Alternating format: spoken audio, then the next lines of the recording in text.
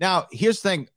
There's lots still to talk about, but I feel like there's been this $50 super chat out here lingering, and I feel like we need to go ahead and let's get it. We got time. Super give him his moment in the sun, and we're going to get to everybody's super chats. If you have a question for Booker or myself, you can super chat in, and we'll read it on the show.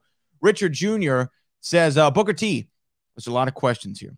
Do you want rated R superstar Edge and Beth Phoenix to be the new general manager of NXT, plus have the Judgment Day be in NXT for the first time? Let's answer that first, and then I'll finish the rest of it. Oh, man, I'm not opposed to Beth and Edge being new GMs of NXT. I'm not opposed to that at all. But my question also is, do NXT need a GM? Not the way the show's run right now. Yeah. I don't know if we really need a GM or anything like that. Judgment Day making an appearance in NXT, man. Yeah, they're definitely going to have to do it sooner or later. Steve down there to, be able to work with those guys, to be able to, be able to get a rub and, come up at the same time. So, yeah, I like the concept of Judgment Day heading down to NXT. But I wouldn't want those guys to, like, be, regulars or anything like that, just because I was just talking to Damian Priest, and I was just giving him props on being able to finally find himself. It's in a group, of course, but Damian was that guy, and he seemed like he was just trying to figure out, where am I? Where should I be? And then once Judgment Day came along, bang, everything started clicking. Now you see the growth in Damian, and you see that this guy has talent at the same time. What he did with Bad Bunny, awesome work. So that right there just lets me know that he understands finding, his way. Sometimes, it may not be, you out there on your own all the time, especially in the beginning. It may be something that you need to spark the flame. What's that second part? The second part, Trish Stratus versus Raquel Rodriguez going to kick off Raw for that last spot in the Money in the Bank ladder match. And Seth Rollins to fight Gianni Vinci for the WWE World Title? ? Yeah, man. Let me ask you this: do you think Trish should be in that Money in the Bank ladder match? Man, that'd be awesome. Good God, it would be awesome. But Trish and Raquel Rodriguez, man, that right there, man, it's one of those dream matches. Mm-hmm. You know what I mean? That's a dream match right there. The ladies definitely going to get a chance to go out there and show exactly, what it's really all about. And I'm going to tell you right now, Rodriguez couldn't have a better dance partner than Trish Stratus.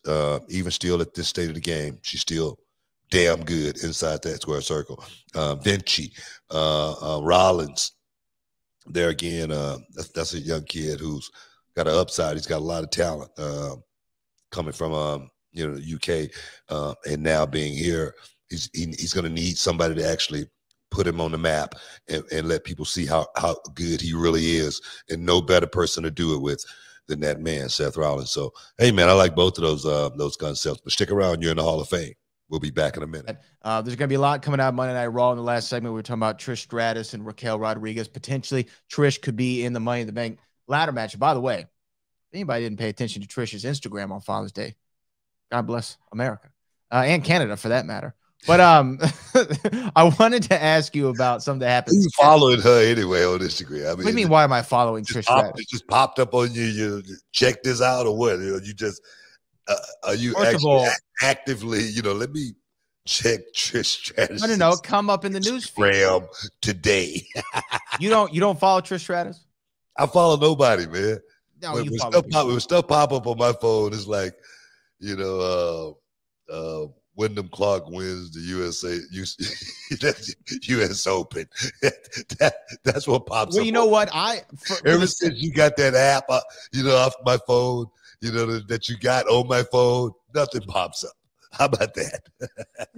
Well, you know what? I will say this, because I'm such a journalist and I always want to do my journalistic due diligence. I follow a lot of the professional wrestlers. I'm sure you do. And you know what? Trish happens to be one of them. And I have no shame in that game. She's one of the greatest of all time. I'm just saying. I'm sure you do. Yeah. And look, and I bet you, although you didn't see it, I bet you the chat is here with me. I bet you the chat saw it. Chat, weigh in. I know y'all did. You know what? You know what? You might be right on that. You know, but no, I don't follow it. You know, when I see photos, it's normally I'm letting you send them to me. Oh yeah. Sure. Come on now. Yeah, we got any more super chats? Yes, we do. But I just want to say, you know, chat's on my side. Look, Loso Dolo talking about Trish. You know what I mean? James. Hey, bro, look, it's not like I'm not on your side. I didn't say that.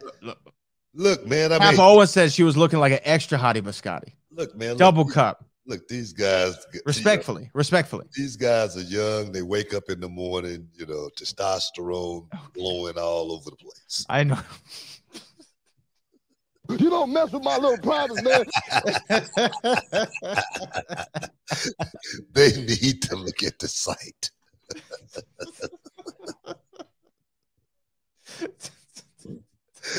I'm just saying. I mean, come on. Wait, what? Cut it up. Everybody. Shoot. 𝐒𝐞𝐞𝐝 had a chat that I'll read part of, but he said, "Squeeze it like a wet T-shirt, Puck. Not a lemon, not an orange, but a wet T-shirt." You ever go into a wet T-shirt contest? Well, he finished it by saying, "Damn, Trish." Exactly my point. You know what I mean? So I've judged a few. Okay, I'm sure you have. But you got to squeeze that shirt out. You know what I mean?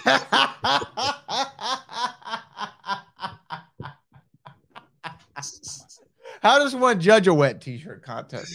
Very closely.